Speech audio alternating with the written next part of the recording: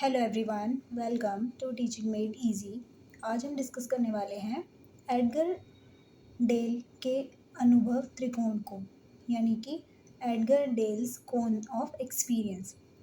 यहाँ पर क्वेश्चन है, एडगर डेल के अनुभव त्रिकोण से आप क्या समझते हैं, इसके महत्व की संक्षिप्त विवेचना कीजिए। एडगर डेल का अनुभव त्रिकोण। एडगर डेल त्रिकोण का अर्थ।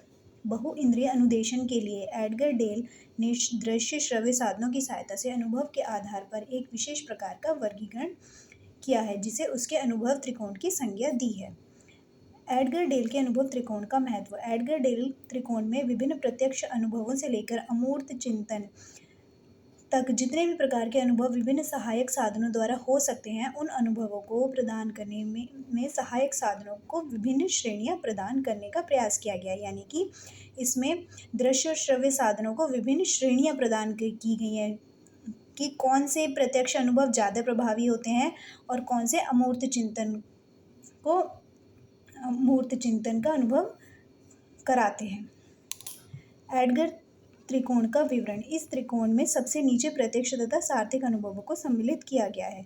ये अनुभव सबसे प्रबल माने गए हैं। इन अनुभवों को प्रदान करने वाले दृश्य श्रव्य साधनों का विवरण नीचे दिया गया है। यदि हम चित्र को ध्यान से देखें तो बाईं ओर एक लंबी रेखा द्वारा ऊपर से नीचे की ओर घटता हुआ प्रभाव दिखाई पड़ता है। दूसरे शब्दों में मौखिक शब्दों का प्रभाव सबसे कम है तथा प्रत्यक्ष साधनों का सबसे अधिक, यानी कि मौखिक शब्द जो होते हैं उसका प्रभाव सबसे कम होता है और प्रत्यक्ष साधनों का सबसे अधिक।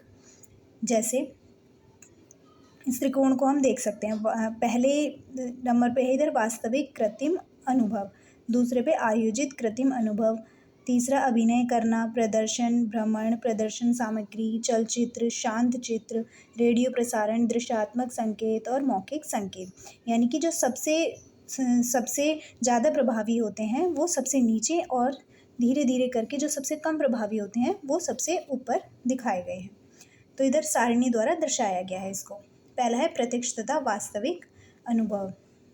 विवरण है बहु इंद्रियों द्वारा छात्र का वास्तविक अनुभव, जैसे प्रोजेक्ट कार्य, सामाजिक जीवन के किसी पक्ष का सर्वेक्षण। यानी कि इन प्रत्यक्ष और वास्तविक अनुभव होते हैं उनमें बहु इंद्रियों द्वारा छात्र वास्तविक अनुभव करता है। दूसरा है आयोजित कृत्रिम अनुभव, वस्तुओं के क्रियात्मक अथवा मौन मॉडल, जैसे हवाई जहाज का मॉडल, ताजमहल का मॉडल।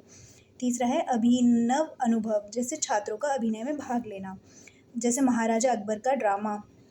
चौथा है प्रदर्शन, शिक्षक द्वारा छात्रों को किसी वस्तु या सिद्धांत का प्रयोग करके दिखाना, जैसे शिक्षक छात्रों को किसी सिद्धांत का प्रयोग करके दिखाते हैं। अध्यापक द्वारा हाव भाव से किसी तथ्य को स्पष्ट करना, एक्शन से, या राष्ट्रीय गीत या सामाजिक गीत आदि।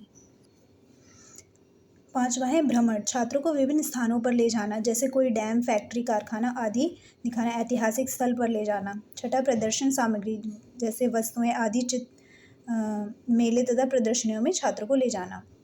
सातवां है चलचित्र, चित्र देखना, जैसे यूजीसी के प्रोग्राम दिखाना, शैक्षिक चित्र दिखाना, शांत चित्र यानी ऊपर की बात, जैसे कि ये चित्र है।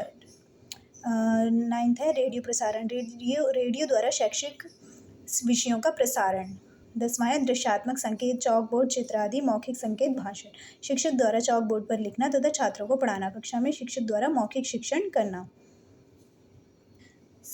बेसिकली इस कोन ऑफ एक्सपीरियंस में ये दिखाया गया है कि जो भी वास्तविक और प्रत्यक्ष अनुभव होते हैं उनका प्रभाव ज़्यादा होता है छात्रों पर, और जितने भी ऊपर की तरफ हम जितना बढ़ते जाते हैं तो जितने मौखिक संकेत आते जाते हैं उनका प्रभाव सबसे कम होता है।